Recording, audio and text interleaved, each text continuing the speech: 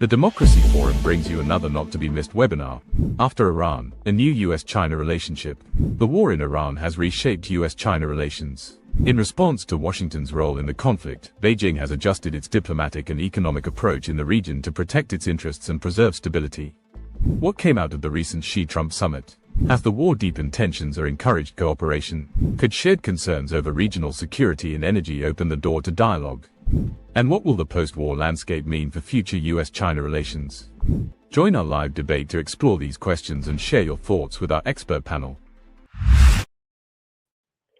Welcome. I'm Humphrey Hawksley. This is a Democracy Forum debate where twice a month we discuss and argue issues that weave and punch through all our lives. And today, after Iran, a new US-China relationship. The Iran war should be over by now with unequivocal victory for the forces of democracy and good, or so we were told. But not so, and swirling critically within the headlines is how America and China handle Iran in their much wider relationship. Shifting balances of power, Taiwan, trade, technology, Ukraine, of course, energy security, military competition are all redefining how Washington and Beijing work together or not for the long-term future. Iran is part, but certainly not the all. To debate this, we have a superb panel of experts. Wyne, Tom Harper, Zeno, Leoni, and the Democracy Forum Chair, Barry Gardiner, Member of Parliament, and a veteran of international tension, will be with us throughout and give us his thoughts at the end. Before any of that, I have the great privilege to ask the Democracy Forum President, Lord Charles Bruce, to lay out the background and the canvas of our discussion. Lord Bruce, the floor is yours. Good afternoon. Welcome to the webinar. Despite spending 48 hours in each other's company at a summit in Beijing on the 15th of May, President Trump and President Xi have since released significantly different accounts of what they discussed and agreed. It's timely, therefore, that the Democracy Forum has arranged this event today to help us understand how this bilateral relationship is responding to the shadow cast by the Iran conflict. We're very fortunate that such an eminent panel of experts has been gathered under the moderation of Humphrey Hawksley to discuss the issues raised in the summit, and I look forward to hearing their contributions. Although the summit was postponed by President Trump in order to buy the time he needed to achieve more leverage over Iran, there was barely any mention of the conflict by either side, although the White House intimated that both leaders agreed that Iran should be denied nuclear armament and should reopen the Strait of Hormuz. Beijing instead emphasized caution, calling for dialogue and the continuation of peace talks. As analysts have observed, I quote, "The difference is subtle but important. Washington wants China to help solve a crisis. Beijing wants to avoid being trapped inside one." Well, it's interesting too that the summit introduced new phraseology to reflect China's purpose of deterring the United States and its allies from adopting a defensive posture on Taiwan. Indeed, President Xi attempted to persuade President Trump to accept a new framework of strategic stability, emphasizing that, I quote, "the Taiwan question is the most important issue in China-US relations, and if mishandled, the two countries could face confrontation or even conflict." But within hours of the summit ending, this new framework was tested as President Trump equivocated on a pending $14 billion arms deal with Taiwan, suggesting he was not about to abandon America's default position on respecting an independent sovereign Taiwan, the policy of strategic ambiguity. "I may do it, I may not," he said when interviewed by Fox News.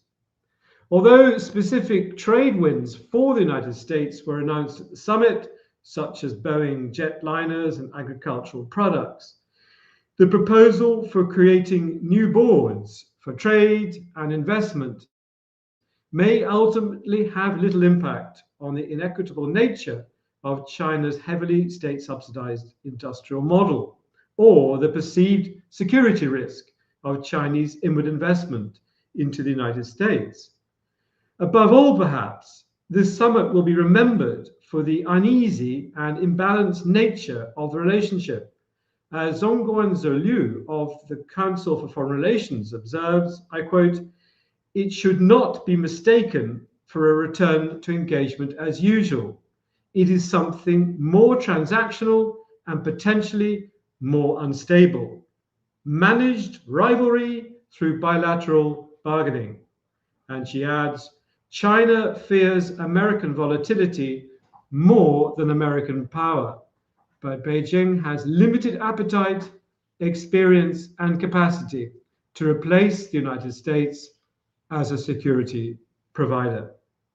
Well, thank you very much for deciding to watch our webinar this afternoon. And if you have any comments or questions for the panel, please pass them through the chair. Thank you, Lord Bruce. A constructive relationship of strategic stability. There's lots of new diplomatic phrases being flung around at the moment. Our first panelist is Ali Wyne, Senior Research and Advocacy Advisor for the on US-China relations at the International Crisis Group, whose mission statement is preventing war and shaping peace. His former jobs include the Carnegie Endowment, the Rand Corporation, the Atlantic Council, and others, and he's written widely on the US-China situation. His latest book, America's Great Power Opportunity, Revitalizing US Foreign Policy to Meet the Challenges of Strategic Competition. Ali Wyne, Iran, China, America. How much of a relationship reset will there be? Well, thank you so much for having me. It's an honor and a privilege to be with all of you this morning, my morning. I'm speaking to you from Washington and your afternoon, I suspect. Let me offer a few thoughts. I don't want to sound overly sanguine about the impact of the war between the United States and Iran on China. It does pose headaches for China. And I think that there are two headaches that come to mind in particular. One, the longer that the Strait of Hormuz is de facto closed, the more that China's energy resilience will come under strain. I think that China is better equipped than some of America's Asian allies and partners to weather a short-term disruption to commercial traffic across the Strait of Hormuz, but a more protracted closure does begin to test, or would begin to test, China's energy resilience. And then there's also the complications for China's diplomatic balancing act. China wants to strengthen its relationship with Iran. It also wants to strengthen its relationship with the Gulf countries. The Gulf countries, of course, have come under Iranian counterattack. And so many Gulf countries have asked China angrily, China, why haven't you done more to use your leverage with Iran to prevent Iran from attacking? So the war certainly causes headaches for China, but the proposition that I want to submit for everyone's consideration today is that I think that on balance, and again, I underscore on balance, I do think that the conflict thus far has redounded to China's strategic benefit, and I'll list 4 ways in which I think it has done so. The first is, and echoing the essay that you were citing from a friend of mine, Zoe Liu in Foreign Affairs, I think that the war has entrenched a perception that has gained traction around the world since President Trump retook office, namely a perceived contrast between an incumbent power that is destabilizing and unpredictable, and its principal challenger, China, that is by contrast more predictable and more steady. Whether or not you agree with that perception is of course debatable, but I think that perceived contrast has gained traction, number one. Number two, the United States has spoken, at least rhetorically, of a quarter century now across Republican and Democratic administrations alike, about its desire to pivot or rebalance to Asia, which is now and increasingly will be the linchpin of the international system. And the Middle East continues to exert a grip. It continues to distract the United States. Ironically, when President Trump retook office, there were many observers who thought that it would be this administration that would finally break through and fulfill on this longstanding U.S. rhetorical pledge or promise to pivot or rebalance to Asia, because the president himself had campaigned against precisely the kind of war of choice that he has now authorized. And many of his topmost advisors, or his senior-most advisors, belong to a so-called Asia First school of foreign policy, saying, Europe, you need to deal with Russian aggression. The Middle East, it's a graveyard for empires. The United States has to extricate itself, and we need to focus on China first, China second, and China third. So the war has also distracted once more from America's aspiration, at least in theory, to pivot or rebalance to Asia. A third way that the war has undermined America's national interest is it has introduced yet another dependency on China. America has depleted its stockpile of missile interceptors in the Middle East because of its ongoing war with Iran. And one of the principal ingredient in those missile interceptors is gallium. Which country produces well over 90% of the world's supply of gallium? It's China. So the United States now is dependent on gallium exports from China to rebuild or replenish rather, its stockpile of missile interceptors in the Middle East. One last way in which I think that the war has redounded to China's strategic benefit is in energy. Now, as I said, in the short term, I do think that this conflict will strain China's energy resilience, but over the medium to long term, a growing number of countries, including critically a number of US allies and partners, are concluding that fossil fuels in the Middle East are an irredeemable energy, economic, and security liability. They say that we have to double down on our clean energy transitions, and it's going to be difficult, if not impossible, to double down on your clean energy transitions without green inputs from China. So I think that on balance, despite causing headaches for China, the war thus far, I think, is redounding to China's strategic benefit more than America's. Wyne, thank you very much for that very concise conclusion. How much in the whole US-China relationship, you've got to put critical minerals, you mentioned Ukraine, energy, trade, the whole thing. What percentage, is Iran a factor of that in the mix? Is it leverage? What is it? It's significant. It's very significant. So it's introduced, well, first of all, it has introduced important new frictions into the relationship between the United States and China. I'll just give you one example. So the United States, in order to slow the oil trade between China and Iran, it has imposed sanctions on, they're colloquially known as China's sort of teapot oil refiners. So the U.S. Treasury Secretary Scott Bessent, I think this was last month, if I'm not mistaken, he announced sanctions on 5 Chinese oil refiners. China, in response, for the first time, invoked a measure that the Commerce Ministry introduced in 2021, known as, it's called a blocking measure. And the idea of the blocking measure is that if the Chinese government deems that sanctions that have been imposed externally are unfair, they're not compliant with Chinese law, then the Commerce Ministry says to Chinese companies, you don't have to comply. And I think that it's very significant that China has invoked that blocking measure for the first time. So the Iran war has introduced new tensions between the United States and China. And I think that the longer that it drags on, the more that it sets up a competition between the United States and China to shape a global energy order that will come after the war. So, and as I mentioned, I'll just make one last point. I do think that it creates additional sources of leverage for China. So China says, America, you need our gallium exports to replenish your stockpile of missile interceptors. And importantly, I didn't make this point earlier. Given the role that China played, at least behind the scenes, in getting Iran to come to the negotiating table, resulting in that April 8th ceasefire, there isn't going to be a military solution to the war between the United States and Iran. There will only be a political settlement. And there's, I think, a strong likelihood that China will once again have to play a role in bringing Iran to the negotiating table. So the conflict has introduced many sources of leverage for China. So at this stage, when we talk about before this blew out, you had the sort of Russia, China, Iran, North Korea was this sort of nexus consortium, whatever you want to call it. At the moment, it is prevailing. So I wouldn't overstate the. I'm sort of dubious around notions of an alliance of autocracies or sort of. But in the sort of the narrative that we in the West have been told about this, it seems that Iran and China are benefiting. That's the wrong word, but you know what I mean on this. The beneficial, you were saying. Well, sure, and I think we'll hear a number of ways. So take Russia. You mentioned Russia just a minute ago. Russia right now is replenishing its oil coffers. It's because of the conflict between the United States and Iran and the spike in oil prices. China, I think, has benefited in ways that I've mentioned. And Iran. Now, obviously, Iran has taken an enormous military hit. If you look at the degradation of its conventional military facilities. But Iran essentially now has a de facto veto over commercial traffic that is transiting across the Strait of Hormuz. And the Strait of Hormuz, prior to the initiation of this conflict, 20% of the world's oil supply was going through that critical waterway, and 20% of the world's liquid natural gas supply was going through that waterway. So Iran now has, I think, a de facto veto power over that critical waterway. And what Iran has demonstrated, there's an asymmetry between what the United States has to do to be able to say that it won and what Iran has to be able to do to demonstrate that it won. As long as Iran can say our regime is intact and we were able to inflict significant asymmetric damage to the United States and to its Gulf partners, I think that Iran can credibly say that it is won. And at least according to those criteria, lower criteria than those of the United States has to meet, Iran can credibly say that its deterrence capacity has been enhanced.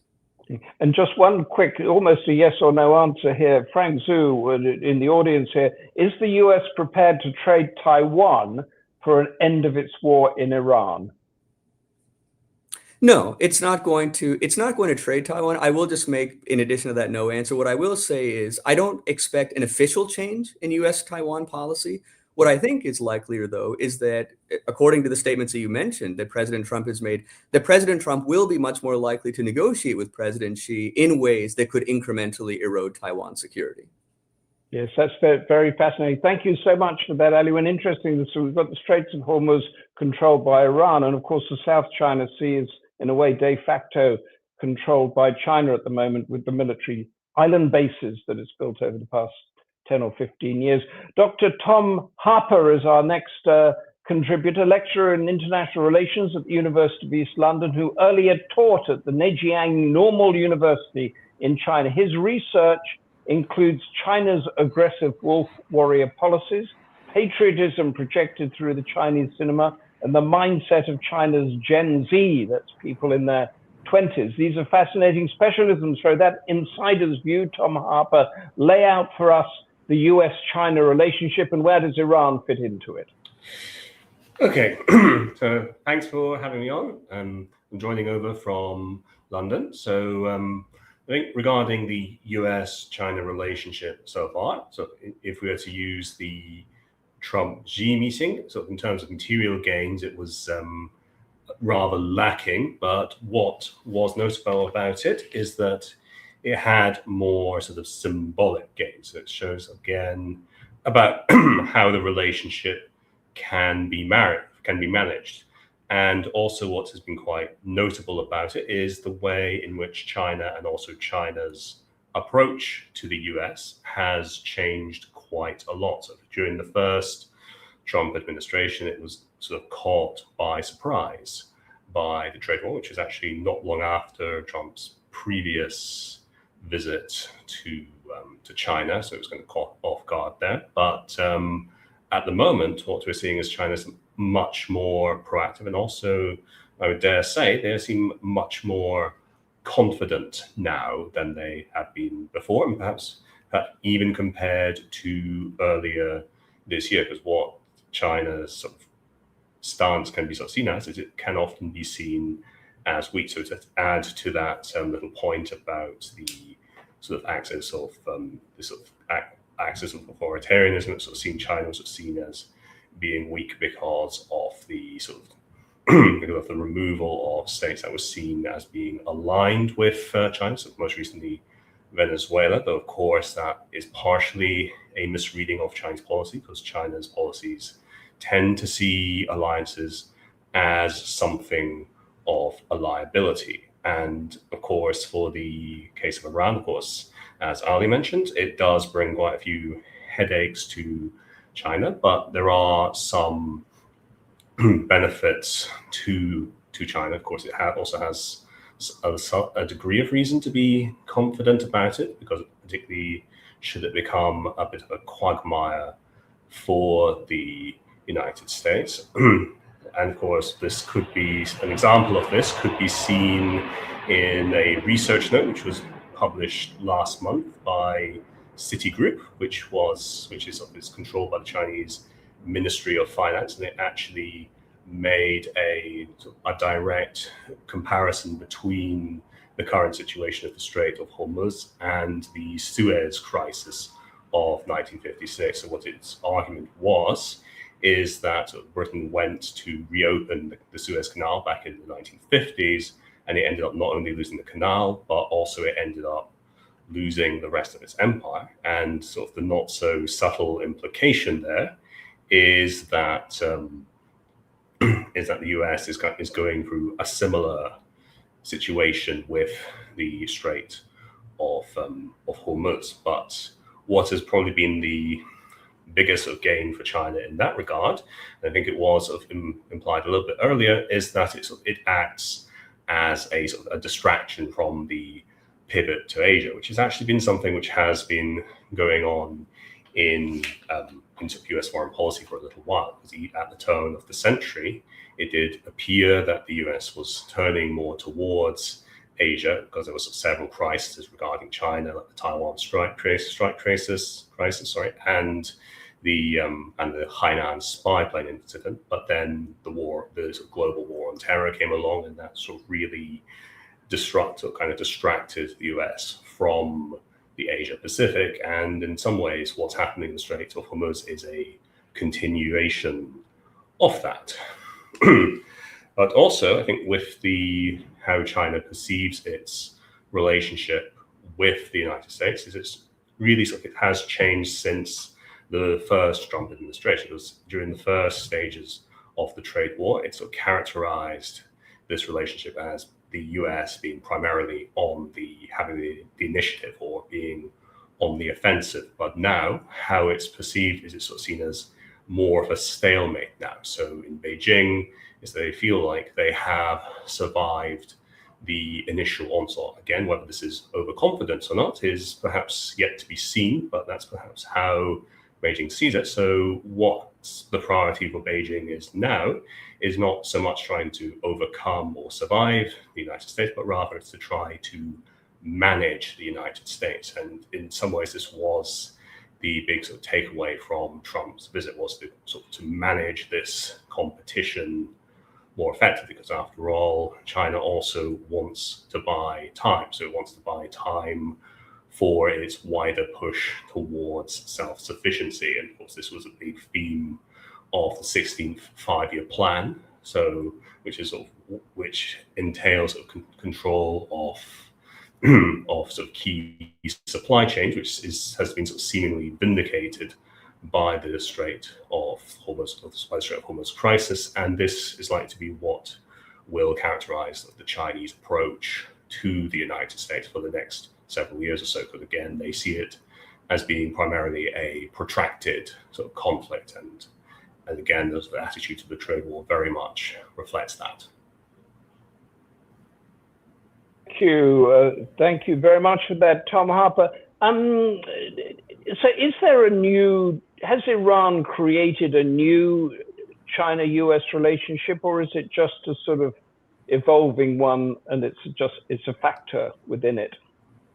Yeah, so these changes have been sort of going on for a bit before the Iran crisis, but in some ways the Iran crisis has actually helped to accelerate what was already there. And again, sort of the biggest sort of opportunity from that is, again, it distracts the US away from the Asia Pacific, and also it has the addition of depleting sort of America's sort of military sort of assets. So you're in agreement with Ali Wyne there, because it seems in a larger way accelerating the benefits to China in a way. Yes, and underpinning China and Iran's strength.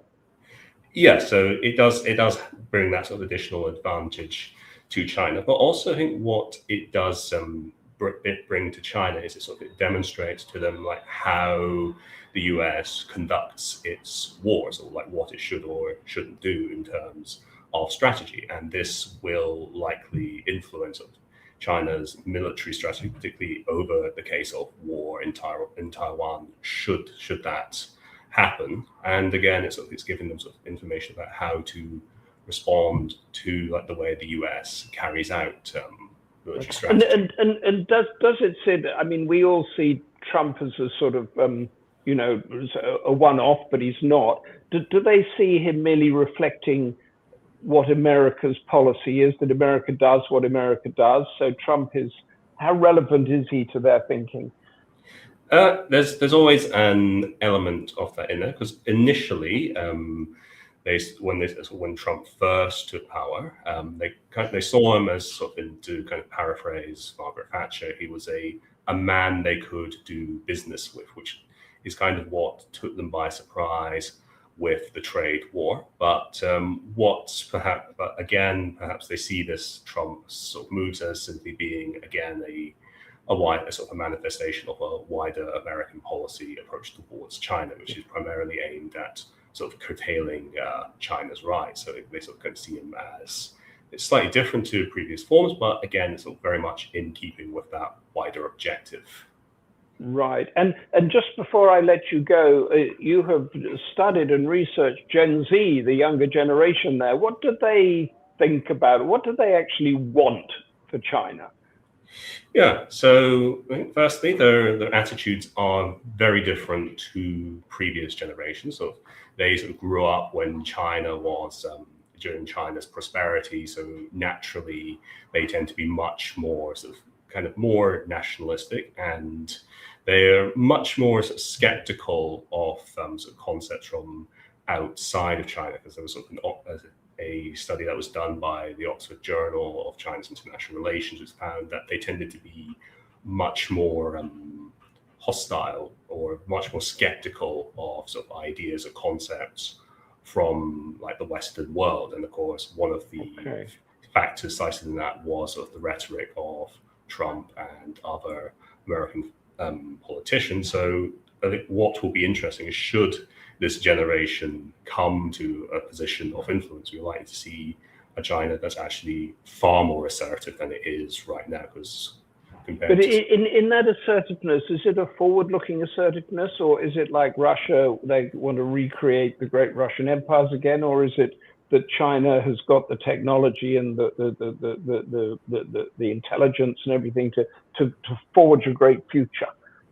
Yeah, so I think there are sort of ideas, kind of like a mix of the both, because I think there's sort of is an allusion to China's traditional culture, particularly with the rise of what's called the Guoqiao movement, which emphasized sort of China's traditional culture and costume, which has been something I have been writing on a fair bit. But also technology is a key bit of it, because they sort of see China as an advanced country, particularly since they grew up through the experiences of development. But whether it will sort of create another, they wanted to create another tributary system sort of similar to like perhaps how Russia's seen as wanted to recreate the old Tsarist empire, that's perhaps less possible. But generally, more pragmatic, perhaps. More pragmatic. Yeah. Tom, that is really useful. Stay with us, because we will come back to you. Our third panelist is Dr. Zeno Leoni from the Defence Studies Department of King's College London, and co-convener of the Lao China Institute's policy brief series, China and the World. He is based within the Joint Services and Staff College of the Defence Academy of the United Kingdom, where he teaches courses on China. And his latest book, A New Cold War, US-China Relations in the 21st Century, and an earlier work, right on the nail of what we're talking about, Grand Strategy and Rising China, Made in the USA. So, after Iran, a new US-China relationship, do you agree or disagree with our two previous panelists? Zeno Leoni, tell us what you think. Thank you very much, Humphrey, and it's lovely to be here. So I think certainly it was I wouldn't say this meeting, this summit will be a historical watershed in the relationship, but it was important that it happened. I think it went well, aside from where there was a lot of diplomatic or politically correctness, but also some frank points being made by Xi Jinping and Donald Trump, especially when Xi said Taiwan is the reason that could take us to war, de facto. On the other hand, Trump said something along the lines, I respect you, I like you, but I know many people in the US don't want me to say that, something like that. And I think he suggested that, this statement suggested that even if the meeting went well and managed competition, I think it's probably the phrase that will describe this relationship in the next few years. There are some structural issues that obviously could not be resolved, and that's partly why I'm a little skeptic about this idea of a G2 or this idea of dividing the world into spheres of influence. I don't think we are there yet, despite sometimes the sort of rhetoric that comes from Trump, and we might sort of infer it from MAGA, the MAGA movement, or MAGA-informed discourses. But anyway, other than this, I wanted to answer the question by touching on two issues which were emphasized a lot on the media. On the one hand, this idea, this debate on who is the strongest between the United States and China, and the fact that Trump was going to Beijing from a position of weakness. I think the war in Iran, even if it is not going that so well for the United States, if you add that to what happened in Venezuela, in Nigeria recently, what could have happened in Greenland, and so on and so forth, I think it demonstrates that the United States is still the most powerful country out there. And whether Trump is weak or not, it matters to an extent, because we have been all here for months now, hoping that the United States, that Trump was going to a table to negotiate with Iran, that was changing his mind about Iran or de-escalating. So at the end of the day, the United States is not going through the best moment in its history, but the United States still is the only power that can project its military power all over the world. And this is important, although of course that doesn't necessarily translate into winning wars, and this works towards China's advantage. The other point I picked from the media, which I think it helps us understanding the state of the relationship, is this idea that Trump was going to China to ask some help to resolve the war in Iran. This is absurd because the US started it, so they were not going to ask for any help to the Chinese. Would have been strange, although of course the Chinese could perhaps do something, but only to an extent, as we have heard already. There are some limits to China's projection of influence and power beyond the Indo-Pacific region. So what I infer from all this is that we still live, we are living very much in an international order which still has sovereign states. And as we know, sovereign states cannot be easily influenced, especially in their internal decision. We live in a world in which there are sovereign states which at the same time are economically interdependent very much. And so it is always difficult to escalate, to take certain decisions when there might be an economic backlash. And this very much describes the relationship between the United States and China. And last but not least, geography still matters. Geography still imposes limits to the extent to which a state can apply influence and military power. So although as I said at the start of my intervention, I absolutely think that the United States continues to be the most influential power in the world, and that other countries are very cautious about picking up a fight with the United States, including China. That doesn't mean that the US can translate this military power easily into a successful influence of Chinese foreign policy, of Chinese domestic politics. And the Chinese know this, and they have tried to play Trump during the last summit in this regard. And I think this brings us back to the idea of managed competition. I think the United States will continue to be the most powerful country when it comes to this relationship, and China can use its strategic patience to pursue its interest when it can, and to please the United States, give something to the United States when necessary, when China is unable to apply leverage against the US or on this president. I think I will stop here because I feel like my two main points have have come across, hopefully clearly. I'm happy to answer any question. Dave, thank you. And I'm going to be asking your two fellow panelists whether they agree with you or not on the no spheres of influence and the limits of the benefits that China and Iran have had on it. But in that whole mix of the US-China relationship, how big a factor is Iran? I think I think the big factor is the Gulf, continues to be the Gulf, not just Iran. So ultimately, Iran is for the United States is one of those many countries where the United States would like to see a more pro-Western, liberal or liberist sort of economic model, open to global capitalism, open to global markets. Is Iran as big or more or less of a factor than Ukraine in the US-China relationship?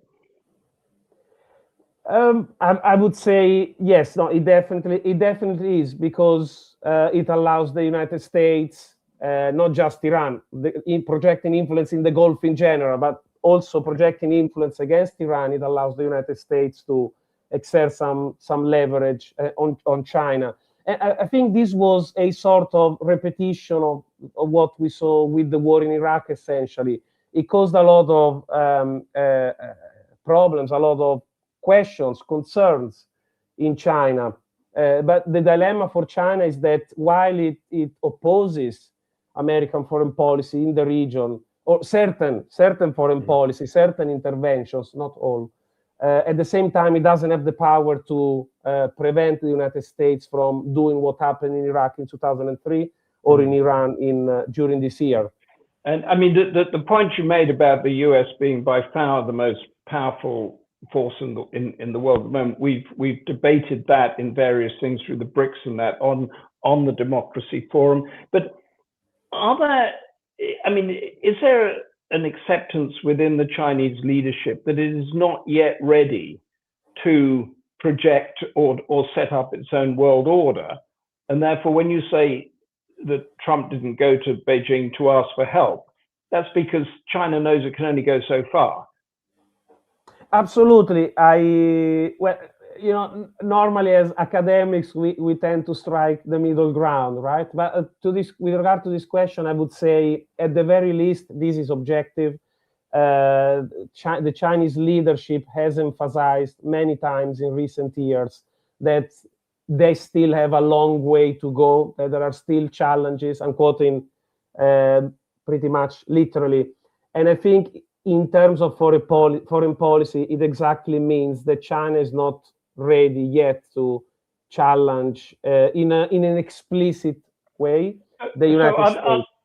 Are there red lines then that if China showed too much or gave too much to Iran in this, that the US thinks that's a red line, we're going to hit back on that? Or are there red lines going the other way? Absolutely. I think there are red lines. We have seen this. So the war in Iran is quite young, and hopefully it will finish very soon. But we have seen a lot of this. I think we've seen some red lines with regard to the conflict in Ukraine, in my opinion. And we see this with regard to Taiwan as well, when often China's reaction to foreign visits, for example, I'm thinking about when Nancy Pelosi visited Taiwan. It was mostly about signaling that China, that you don't want to mess around with China. But in reality, China wasn't, not much really happened. So I think China sets itself some thresholds, some red lines, and this is what I call the compromising power when it comes to China. So not trusting, rejecting the Western-led international order, but at the same time having to cooperate with it, especially because of the global economy. I'd like to give you a last question from one of the audience, Peter Cornish, and we've got a couple of others, and then open it up to the whole panel. But the media comes out saying not much was achieved during this meeting, but Trump admits to, this is Peter Cornish, in the light of President Trump admitted liking President Xi, are personal aspects overriding proper diplomacy in the current US-China relationship? I'd like to add my own take on that, is that he went to North Korea and met Kim Jong-un a couple of times, and the last meeting was said to be a bit of a disaster. But North Korea has been out of our headlines for almost 10 years now, although nothing has been achieved in forms of agreements. Is this a similar situation? No, I don't think, as I said before, as Trump admitted, not everyone in the US agrees with that. And I think the meeting has showed that there could not be structural agreement, substantial agreement between the two countries. So I don't think the leadership as the agency, well, Trump as the agency to undermine diplomacy, the US diplomacy with China. But I think it was actually good in this regard, on this occasion, because it was important that the two leaders met. And as long as they meet and talk, it's good news for everyone, even if the achievements remain limited. Can I bring Tom Harper and Ali in again? I just want to ask Ali, do you agree with this last assessment that we've just heard, or that no spheres of influence, China limited in what it can do? So I'm skeptical of the notion of spheres of influence. I think I'm perhaps a bit more sympathetic to the idea of maybe spheres of preference or spheres of interest, but at least when we think of spheres of influence in the traditional sense, that these are geographically delimited, geographically bounded areas in which you can exercise influence, it's not clear to me, A, in view of how interconnected the global economy is, and B, in light of just the extant influence that the United States wields in the Indo-Pacific and the influence that China now wields in the Americas, that either country could impose a rigid sphere of influence. So just to give a couple of examples, let's say hypothetically that the United States were to decide tomorrow, it's not going to, but let's say that the United States hypothetically were to decide tomorrow it wants to walk away from the Asia-Pacific. Over the course of several decades, it has built up, it has a very extensive network of military bases, it has very deep military relationships in the region, intelligence relationships. There's a lot of inertia that undergirds America's influence in Asia. So China wouldn't be able to impose a sphere of influence that excludes the United States. And in the Americas, on the other hand, despite the actions that the United States has taken against Venezuela, actions that it seems to be contemplating against Cuba, to give a couple of examples, China has very extensive economic relationships and diplomatic relationships in the Americas. So I'm skeptical of the notion of spheres of influence. I might say spheres of preference or spheres of interest. Okay, so Ian Clark has just come in with a comment, really, which I think in the West we perceive China as trying to replicate and replace the US as the leading power, whereas most others in the world, including in China itself, see China as encouraging cooperation between countries as peers. Tom Harper, is he right or wrong? Yeah, so I think with the perceptions of what China is going to do, it's there is the common perception that China wants to replace the US as the main superpower, so to try and create its own kind of unipolar order, which I think is not really what China wants at all, because in many ways China was actually one of the big beneficiaries of the post-Cold War globalized order, which was weakened by the 2008 financial crisis, and it was really kind of went since 2016. So in some ways, China doesn't actually want to take on that kind of burden. In fact, it actually did very well for its development during that time. So why are we in the West being told constantly that it wants to create its own new world order? Just give me a very quick line on that, will you? Yeah, so it has its own order, and it has ideas of a world order. Like often the Belt and the Road is sort of held up as an example of this, but that's primarily sort of more of an economic and developmental thing rather than like a comprehensive political vision. It's not the whole post Second World War Bretton Woods UN thing.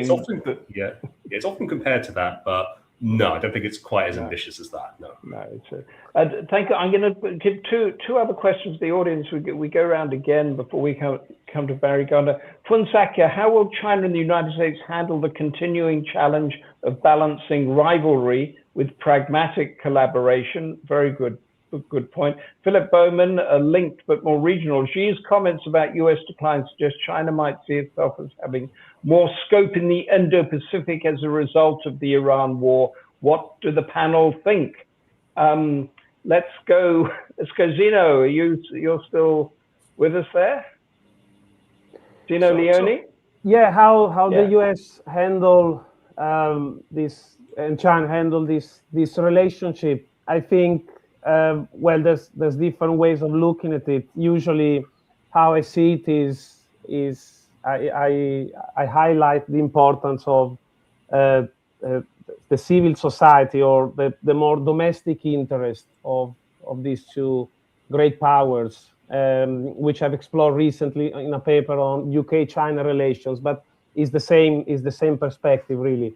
There are a lot of pressure on a lot of interest, economic interest, and these are fundamental in keeping the relationship, tension below a certain threshold. For me, it was amazing to read that during the pandemic, when the two governments at a high level were essentially arguing against each other, Chinese and US scientists hit a historical record of scientific cooperation that also included COVID. It didn't include the vaccine specifically, but just to say, I mean, there are very powerful ties at the subnational level. And could the, and just sort of on this comparison, could the US and the West learn from China's long-term pragmatism? Is it not are we not pragmatic enough? I think very briefly, I'll just say I'm fascinated I'm interested by their sort of strategic culture that comes from Confucianism, Taoism.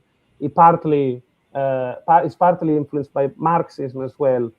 This idea of capturing, acting when in a more opportunistic way, leveraging the momentum, not fighting to export democracy or ideas, but actually fighting the war that you can win. I think we have a lot to learn in this regard, especially if we look at the past 20 years.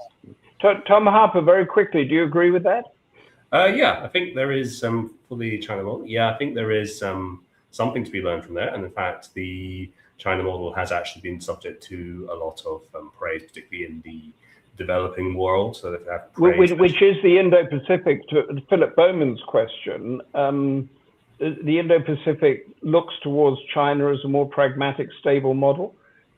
Yeah, so that's definitely the sort of the image that China wishes to project, because that's sort of the narrative they're trying to present, is that China sort of is more stable, it's more reliable, it doesn't ask too many questions. And how untrue or true is that?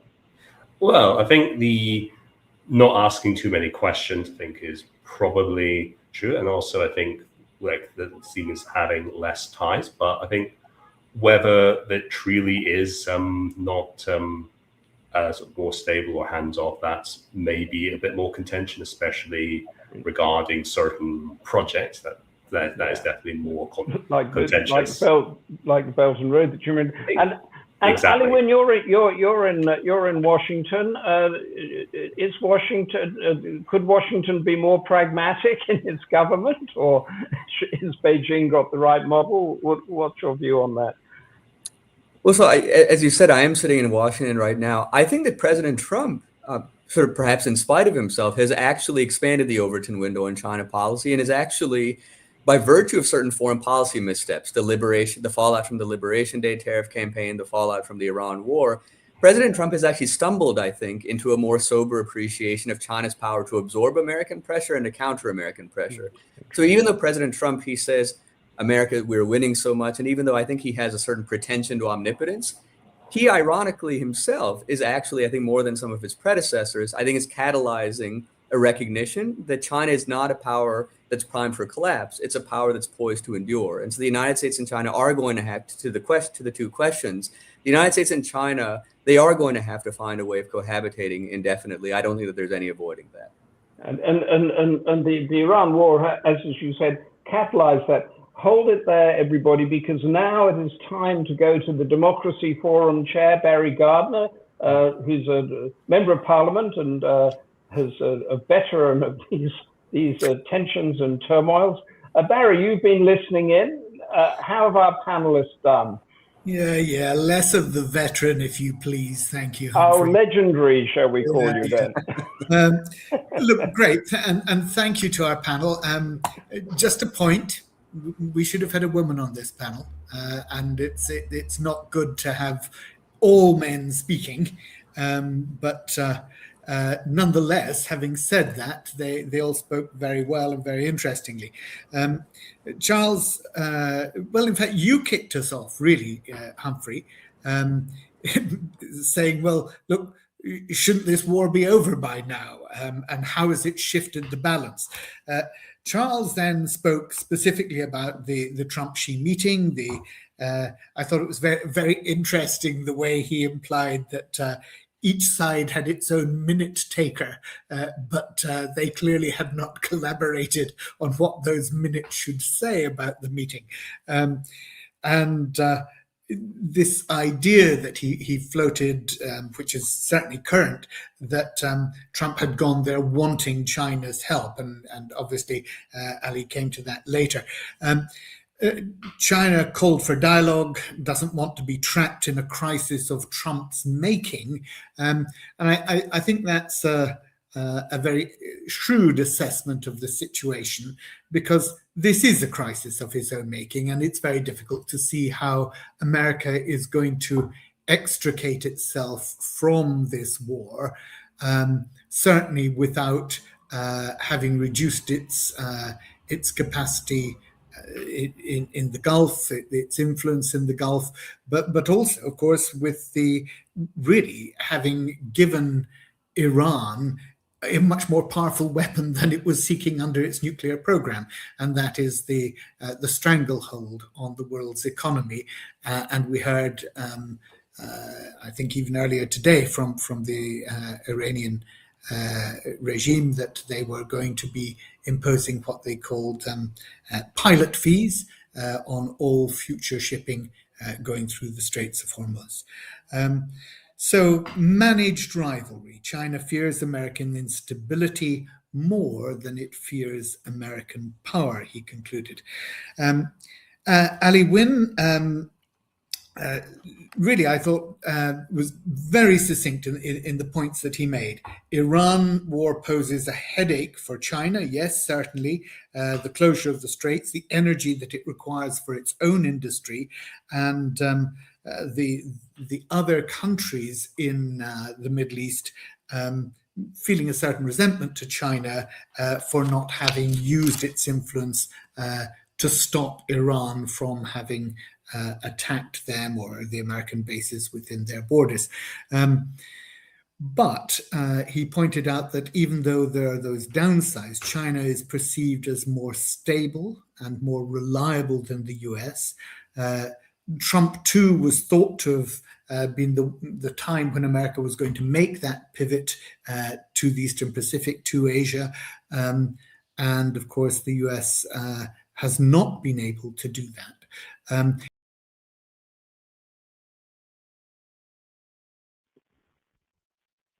I think we've lost Barry Gardiner there. Do we have other panelists with us? Barry, are you with us?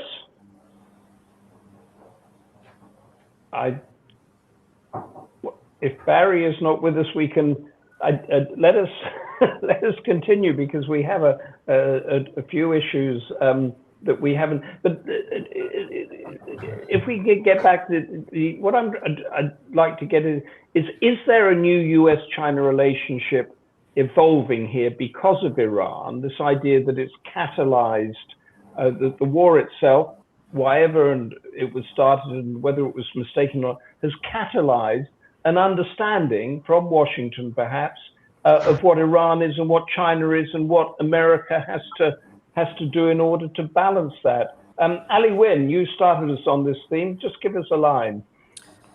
Sure. So maybe I'll actually expand the aperture a little bit. If you and I think you mentioned in your opening remarks when President Trump made his first official state visit to China in his first term, so in November of 2017. I think if you look at that visit, I think Humphrey, sorry, did I lose you? We lost you, Barry, and Ali Wyne was in full flow, but he's ceded the floor to you, so please carry on.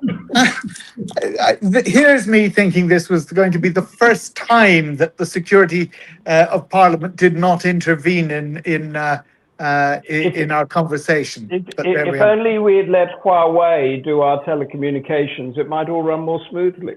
Yes. Where had you got to before my screen crashed? And it was we were simply teasing out this idea about whether it was to what extent the Iran war was a catalyst that had made America realize what these two nations were and generally Sure. that. But carry on with because you were talking about Ali Wyne's. Indeed. Look, I think I got to the point where I was saying how he had pointed out the US is now dependent on China's gallium as an essential component for US missiles. The energy pivot away from fossil fuels to renewables, actually meaning that there is going to be increasing dependence on the critical minerals that China has control of. And so he also pointed out that China's leverage was vital for the Qatar negotiations. And so again, I think he was saying that the situation has meant that China would appear to have been strengthened as opposed to the US from the situation. And as long as Iran controls the Straits of Hormuz, then to a certain extent they win. And he also said that Trump was likely to be prepared to negotiate with China in a way that undermines Taiwan's security. I thought that was a delicate but very interesting way of putting that truth. Tom Harper spoke of the meeting really as having a symbolic relationship. Trump one, he said, caught China off guard with the trade war, but now China much more sure-footed and really able to negotiate a trade stalemate. He said that, again, an interesting point, that China sees alliances as a liability and agreed with the point made earlier that China doesn't want to get dragged in and bogged down into a problem of America's or Trump's own making. We've spoken previously in these seminars about how, in many respects, the Iran war is the Suez crisis for the US, and with all the implications that had for the UK about loss of empire. And again, he mentioned the way in which this has prevented the pivot to Asia that we all expected. So he said China is now wanting to manage the relationship and really get on with enacting its 16th five-year plan, which is a plan for self-sufficiency. And that, I think, played into what we then came to talk about with Dr. Leoni. And he spoke again about how the summit was important, but not historic, the possible conflict of Iran. And then he said, look, there's two issues. One is about strength and the war in Iran not going well, but does show with Venezuela, Greenland, that the US is still the one who is projecting its military power, if not always successfully doing so. And he said the US did not ask China to help end the war in Iran. He said that was absurd. And he said, geography still matters. Now, I would have liked him to have cashed out what he meant by geography still matters. I always used to say that if you scratch geography, you find, if you scratch history, you find geography, because all history, in effect, is is a function of the geography. But I'd be very keen to know precisely what he meant by that and how he feels that the US strength does not now translate into influence. There were a number of interesting questions that came in from the audience. How big a factor is Iran in the China-US relationship? I think the answer there was it's not. The Gulf is, but Iran it sees as needing more Western liberalism was an answer that I didn't quite follow, I have to say. Does China accept it is not yet ready to set up its own world order? That I think reflected back what we were saying about China's 5-year plan. Its 5-year plan is about self-sufficiency. It's not about projecting its own world order. And really, we concluded the wider discussion on that thought about defending our democracy against another country is certainly worth the fight. But to export our democracy to another country may well not be.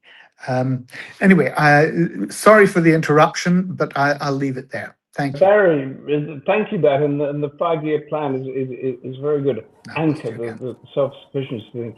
Thank you. So just very quickly back to the panel now, that the title, After Iran, a New US-China Relationship. Ali Wyne. Yes, I think that there is I should say that Iran didn't necessarily catalyze a new US-China relationship. I think that it underscores an evolving US-China relationship in which, as my panelists have said, China feels itself to be a more capable competitor, a more confident competitor. And on the US side, as I said earlier, I do think that the president has inadvertently, in spite of himself, perhaps stumbled into a more realistic appreciation of China's power. Very, very good. Tom Harper. Yeah. So for the sort of US-China relationship as a whole, I think Iran didn't really wasn't have the biggest impact, because a lot of this was sort of before Iran. But for Beijing, they sort of see it as like more of a stalemate, because they see the trade war, the sort of US-China relationship as being a form of protracted warfare, where there's no like quick victory, like there's no knockout blow. It's sort of like a gradual sort of grinding of resources, and they believe that they've gone from sort of the US on the offensive to sort of the stalemate between the two, and sort of managing that stalemate will be like the main complication for both Beijing and Washington in that regard. A grinding relationship of strategic stability. Thank you, Tom Harper. Zeno, Leoni, could you give us a line, and also Barry's question about the geography? Thank you. I agree with what Tom just said. One thing is to say that the US can patrol the global sea lanes, maritime sea lanes of trade.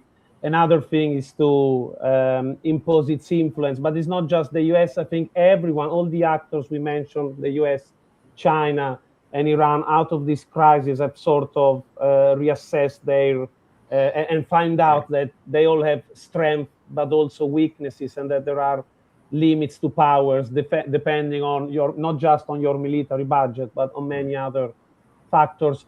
And my point on geography was exactly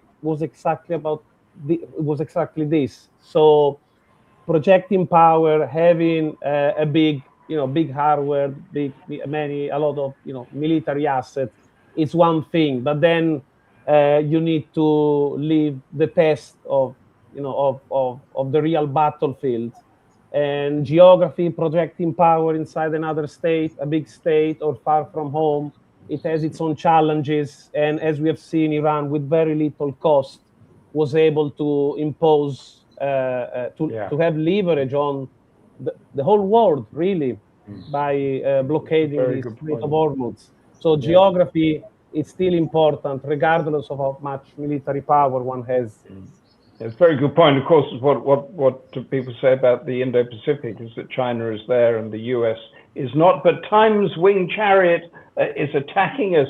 And thank you for a great panelists, Ali Wyne, Tom Harper, Zeno Leoni, and thank you all at the Democracy Forum for making this really important debate happen.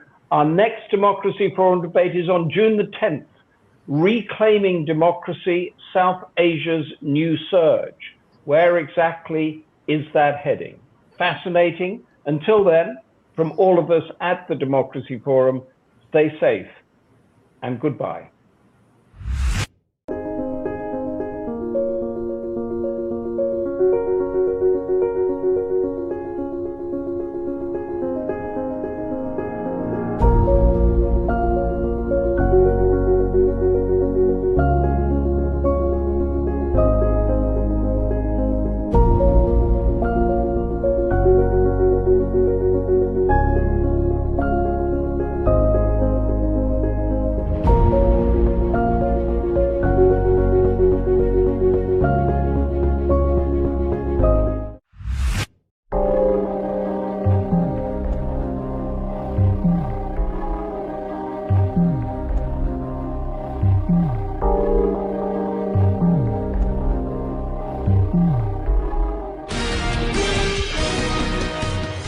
The Democracy Forum is a not-for-profit organisation founded in 2009 under the patronage of Baroness Nicholson of Winterbourne. Its principal goal was to work for the furtherance of democracy, peace and the rule of law in order to counter religious fundamentalism and intolerance in our global communities. In an increasingly fractured world, this goal continues to be the driving force behind all of the Forum's activities. Lord Charles Bruce is the current president of the Forum. Since its inception, the Forum has hosted and co-hosted seminars on a wide variety of topics relating to democracy and human rights across the world. The Democracy Forum encourages academics, students, journalists and other socially and politically conscious people to attend our seminars and to participate in the question and answer session. Details are available on our website, thedemocracyforumlimited.com.